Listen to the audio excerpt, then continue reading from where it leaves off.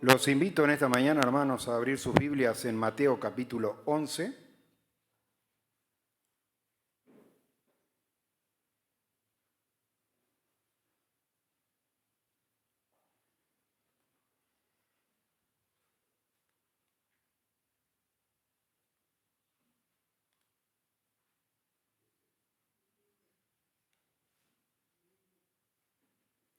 Mateo capítulo 11, el encabezado que tenemos acá es Los mensajeros de Juan el Bautista.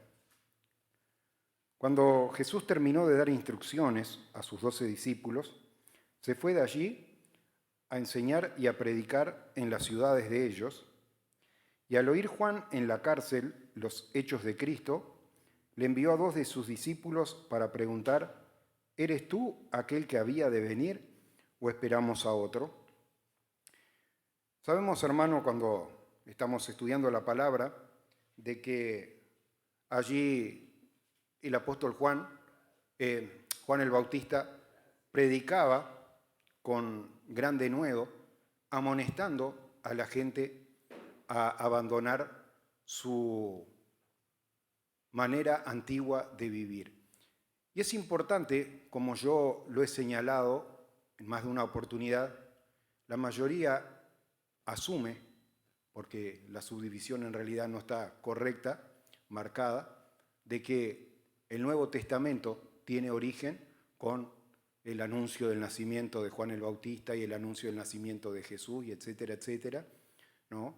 Sino que Jesucristo, aquí en la tierra, fue ministro del Antiguo Pacto y estuvo en todas las cosas acorde a lo que el Antiguo Pacto establecía. Y el que Dios había mandado para preparar el camino del Señor, que era Juan el Bautista, ¿no? Ese hombre comenzó a pregonar: el reino de los cielos se ha acercado a ustedes, porque el que viene después de mí os bautizará no solamente con agua, sino con Espíritu Santo y fuego. Allí, hermano, la predicación de Juan el Bautista marcaba un punto de quiebre, marcaba el final del antiguo pacto y el surgir del nuevo pacto a través de lo que Jesucristo mismo comenzó a enseñar. Muchas cosas que los discípulos en su momento no entendían, estas cosas no las comprenden ahora, pero las van a entender después. Y hasta el último día, en la cena de la Pascua allí, Jesús le dice: lo que yo hago ahora no lo entienden, pero lo van a entender luego. Es decir, los discípulos no arrancaron entendiendo todo desde el día 1 que el Señor los llamó, ni al mes, ni al año, sino que la obra de Dios, hermano, es una obra que va en constante progreso y que Dios allí poco a poco nos va dejando conocer su voluntad.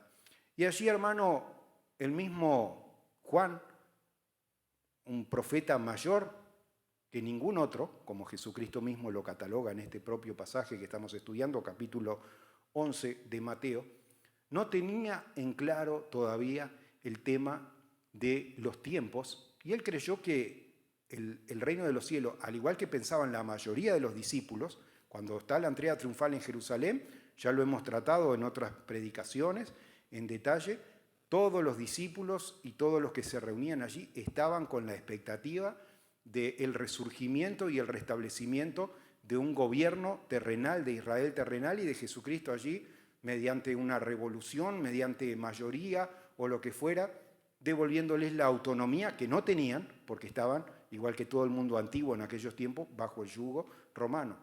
Y estaban con esta expectativa, pero hermano, el Señor es el que conoce los tiempos y las sazones. Y hermano, si uno lleva esta analogía a lo que es la cocina, sabemos que es importantísimo conocer los tiempos y las sazones. Si usted no conoce los tiempos, se pone a cocinar cualquier cosa, o la saca cruda o la saca pasada. Si no sabe las sazones, le echa un puñado de sal, le echa un puñado de pimienta a una comida y la termina arruinando. Nosotros, hermanos, no sabemos, porque el Señor en su sola voluntad ha determinado los tiempos y las sazones.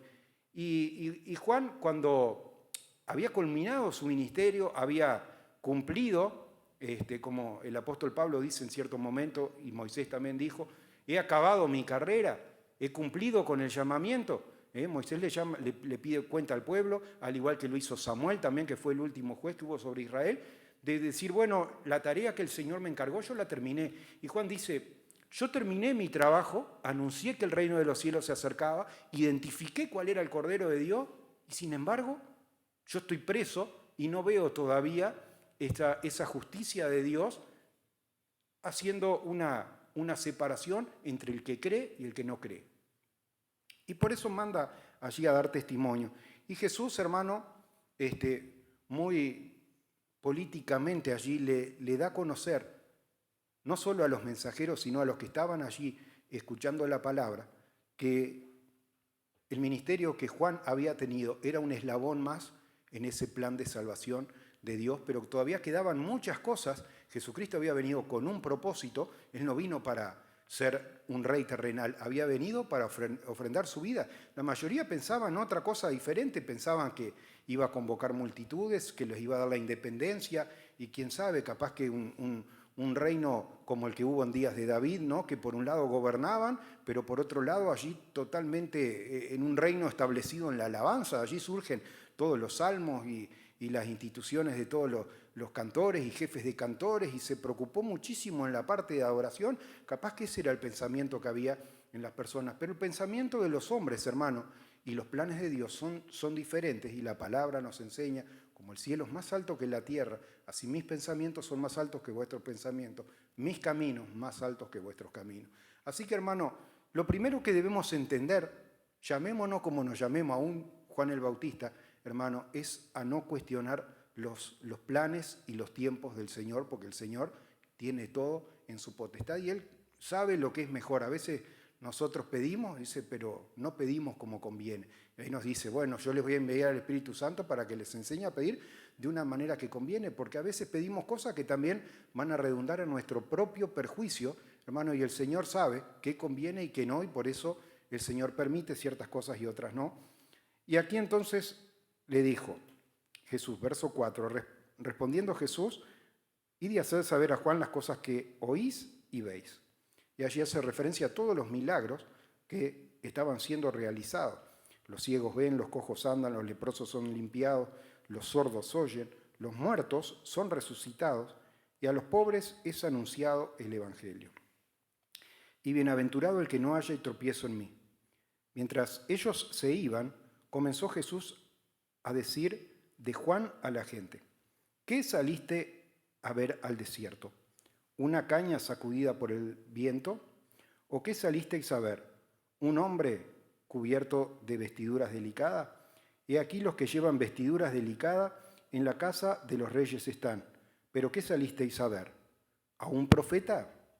Sí, os digo, y más que un profeta, porque es de quien está escrito, he aquí yo envío mi mensajero delante de tu faz, el cual preparará tu camino delante de mí. Acá Jesucristo identifica aquella profecía que había traído Malaquías, hermano, capítulo 3, versículo 1, en la persona de Juan el Bautista. Hermano, ahora yo he estado en las últimas semanas mirando cómo Dios mueve distintas personas en distintas partes del mundo, personas que tal vez nunca nos vamos a cruzar en nuestro camino acá, pero que sin duda, hermano, tienen esa fe arraigada, y un día nos encontraremos en la patria celestial. Gente que, como la Escritura nos enseña, que el Señor ha dado dones, ha repartido dones de distintas maneras, y ha repartido en algunos el don, el coraje y el valor de salir y predicar la palabra. Y tenemos varios ejemplos en distintas partes del mundo que he estado yo incluso compartiendo en las páginas de internet. Una muchacha que va a estudiar a la universidad allí, y siempre en los ómnibus de ida, de vuelta, en las plazas, en la propia universidad, con un parlante allí, anunciándole a los demás un mensaje sencillo, porque la mayoría espera un mensaje pesado. Hoy estaba subiendo unas canciones a las plataformas acá de la iglesia y uno cantando, tu carga es difícil. Yo digo, no estudió la palabra, porque acá al final del capítulo 11 Jesús nos dice, mi yugo es fácil y mi carga es ligera. Hermano, el que piensa que es algo tan difícil, y Moisés lo puso de esta manera, No digas quién cruzará al otro lado del mar, quién descenderá al abismo, quién subirá al cielo, porque cercano a ti está en tu corazón y en tu boca. Hermano, no hay que ir a la Meca, a Medina, a Jerusalén, a ningún lado, hermano, porque la palabra del Señor está golpeando a su corazón. Si usted abre su corazón en esta mañana y se entrega a Él y reconoce a Jesucristo como Salvador, se reconoce pecador y que necesita del auxilio de Dios, Dios opera un milagro en su vida. Su carga es liviana, su yugo es fácil. Y la gente tiende a confundir estas cosas. Y yo miraba tanto a esta muchacha colombiana que le predicaba como otro muchacho allí también en España, ¿no? Que sale y predica en el metro, en la plaza, en cualquier lugar, hermano, a tiempo y fuera de tiempo, como dice la palabra, ¿no? Y a veces no es fácil, porque en varios de esos testimonios que están allí filmados, está diciendo, porque la gracia de Dios se revela desde el cielo. No, esto no es así, sale otro allí replicándole, y este hombre, con su mirada puesta en la meta, porque dice la palabra de Dios que si uno ara y pierde de vista la meta, se sabe el camino, no se distrae con el que se opone, está predicando, porque la meta, hermano, es llevarle la palabra de salvación al que escucha. Y hermano, he tenido que también felicitar a unos cuantos y reprender a otro tanto, porque está llenito, hermano, de fariseos modernos y saduceos modernos. ¿Sabe qué? Cuando Juan predicaba y bautizaba en un lugar donde había abundancia de agua, dice la palabra, pero hasta allí dejaban la comodidad de Jerusalén, del templo, de la sinagoga, y allí iban los fariseos, iban los maestros de la ley, iban los saduceos a mirar y criticar y apuntar con el dedo lo que estaba pasando. Siglo XXI, llenito de fariseos, llenito de legalistas, hermano, que dicen, muy bien la palabra, pero qué lástima que se viste así. El reino de los cielos no consiste en comida, en bebida, no consiste en vestimenta. Y muchos quieren decir, bueno, esta es la vestimenta que hay que usar. Si viniera Jesús y su discípulo hoy en día, entonces también los reprenderían porque andaban de túnica y sandalia. Yo no veo a nadie hoy predicar de túnica y sandalia, porque la vestimenta no tiene nada que ver. La palabra de Dios nos enseña acerca de, acá en el propio Evangelio de Mateo, ¿no? De la alimentación que tenía Juan el Bautista, que se comía miel silvestre y langostas, y su vestido era el manto velloso, como había caracterizado a todos los profetas del Antiguo Testamento. Recuerda, dice, este es aquel Elías que había de venir. Este Elías se sacó el manto y se lo pasó a Eliseo, y este profeta de Dios, Juan el Bautista, usaba el mismo manto. Hermano, el hombre está con el dedito siempre apuntando. La ropa está mal. El pasaje que dijo, no, yo hubiera hablado acerca de otra cosa. Le pregunto, hermano, usted que está en la comodidad de su hogar, ¿usted ha tenido el valor de salir y predicar el mensaje de Dios? Porque siempre es más fácil. Y ahí, hermano, veía con una claridad tremenda cómo se cumple la palabra de Dios acerca del sembrador que salió a sembrar, y esa sembrilla cae en distintos tipos de territorio. Quiera Dios, hermano, darnos un terreno, una tierra dispuesta, porque tierra somos, hermano, el hombre fue creado allí, Adama le llamó Dios, que quiere decir tierra, nos creó de la tierra, hermano, que seamos tierra fértil, no tierra infértil, que podamos, hermano, estar valorando lo que otros hacen para la obra de Dios, y como el apóstol Pablo decía, sed imitadores de mí, como yo lo soy de Cristo. Cuando usted ve a uno haciendo la voluntad de Dios, sea imitador de Él también en diferentes cosas, hermano. Otros diciendo, no, porque habría que enseñarle esto o aquello. Digo, está equivocado. En el templo podemos aprender doctrina, pero en la calle, hermano, es tan sencillo como decirle, hay una mala noticia. Todos han pecado, todos están destituidos de la gracia de Dios.